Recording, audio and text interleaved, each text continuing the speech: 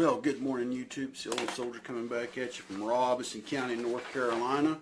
As you can see, we're in the office this morning. Like I said, school's finished for now until at least the fall when I go back for my HVAC diploma. So these next few days, I'm just going to take care of some personal business, get caught up on some stuff, because Monday, I started a new job. It's a little part-time gig.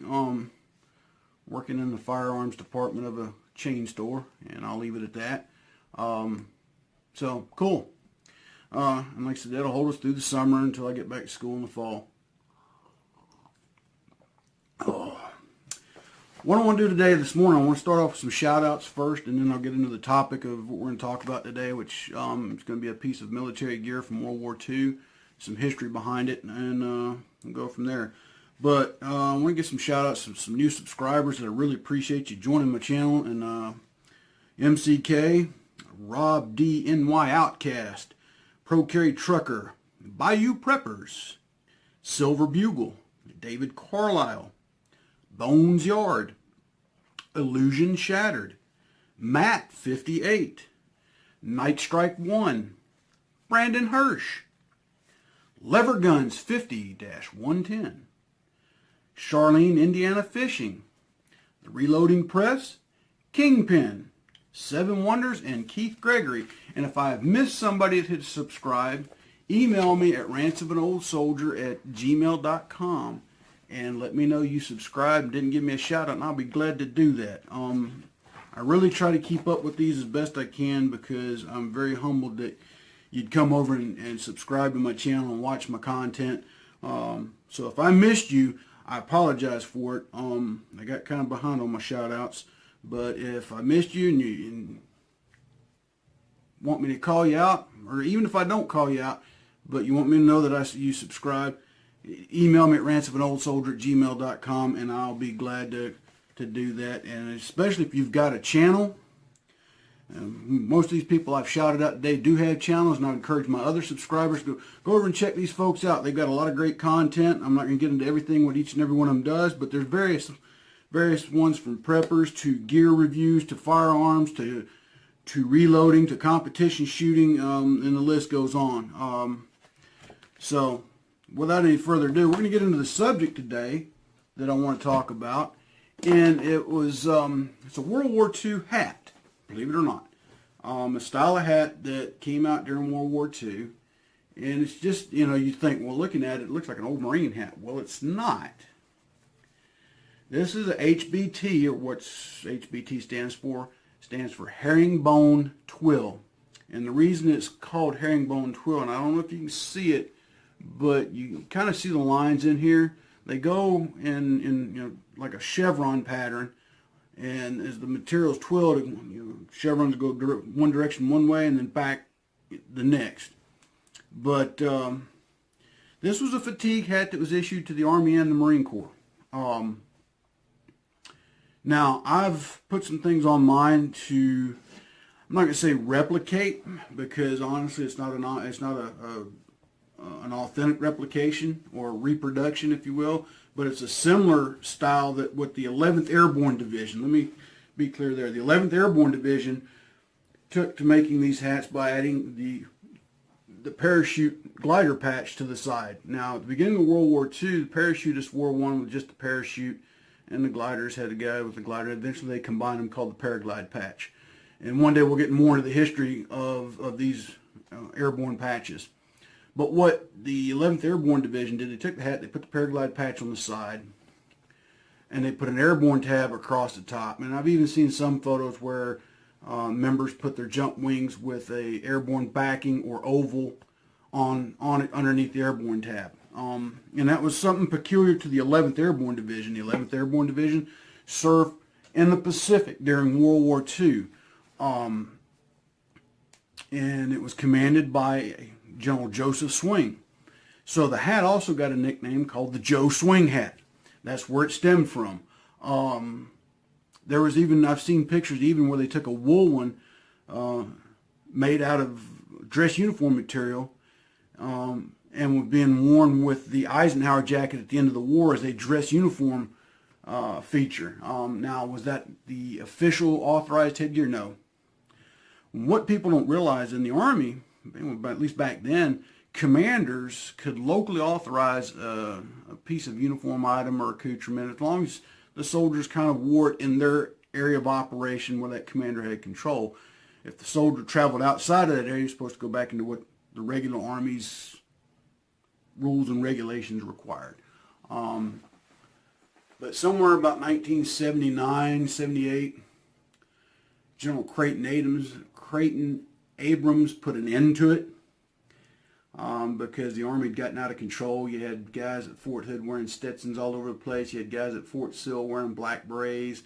You had, and he finally said, nope, everybody's going to wear the same headgear. And the only one he couldn't change or stop was the green berets, because the green beret is the only Army headgear that's ever been authorized by presidential order. Okay, a lot of people don't know that, but John F. Kennedy is the one that signed that order into existence. So therefore, it takes another president to remove it, and I don't think they ever will. But all other headgear is usually approved by the Chief of Staff of the Army.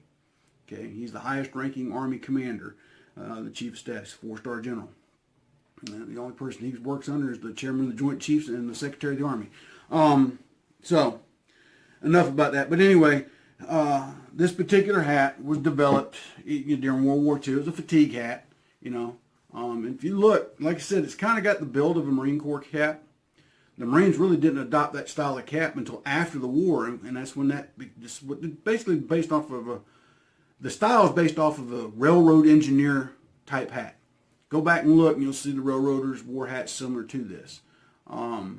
This is a very soft material. The brim on this is not very stiff. It's flexible, but it was designed to be worn with fatigues. See, in World War II, fatigues were not a combat uniform. They were made for cleaning duties. They were made for, if you got punished, you went and pulled what they called fatigue duty, which might be on your hands and knees pulling grass out of rocks, painting rocks, that kind of silly stuff. But what they found out when we got involved, especially in the Pacific, was that the khaki uniforms that were primarily worn in the Pacific were not suitable to the jungle environment. And of course, the woolen uniforms worn in the European theater of operations were going to be extremely too hot. Well, the fatigue uniforms were either blue denim, believe it or not, and then they started making them in green, various shades of green, and found that the green blended in a whole lot better, and thus hence fatigues in the Pacific. Now, some units did fight in khakis. It just depended on where you're at, what you were doing, that kind of thing. European theater of operations, they were still wearing a lot of the wool garments, but then they started developing other things. 1943, the 1943 series of equipment came out, and that it was a cotton sateen pants and field jacket. It was to be worn over the wool uniforms. So now, dedicated combat uniforms, but up to World War II, your dress uniform also kind of served as a combat uniform. They found out that wasn't very practical as warfare and modernized and things of that nature. If you look at pictures of World War II, the Germans, their uniforms that their soldiers fought in at the beginning of the war also served as their de facto dress uniform.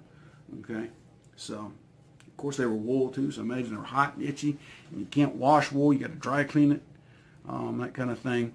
Now, where did I get this hat? I don't know if I'm supposed to call this guy out, but I'm going to. I bought it from a company online called At the Front. If you don't know who that is, he has a business. I want to say it's somewhere in Kentucky or Tennessee, but he specializes in World War II reproduction uniforms, items, and accoutrements. So if you like that kind of stuff, go over and check him out. But it's At the Front is the name of it. There's a few others out there that do it. What Price Glory is another one. There's World War II Supply.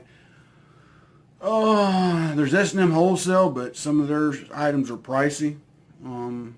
So go check them out. They got a lot of good reproduction gear. I like wearing some of the stuff, like my jump jacket you see on a lot of videos I got from At the Front. I've got a 1943 or an M1943 reproduction field jacket from there. I usually wear that in the fall. It's a little thicker, a little heavier, but it's a comfortable field jacket, that kind of thing. But with that being said, folks, I'm going to get off here. I have got to go down to the Robeson County Deeds Office and straighten somebody out on government incompetency and inefficiency, I think, maybe. So that'll be fun. Got to get some deed stuff straightened out, but no worries.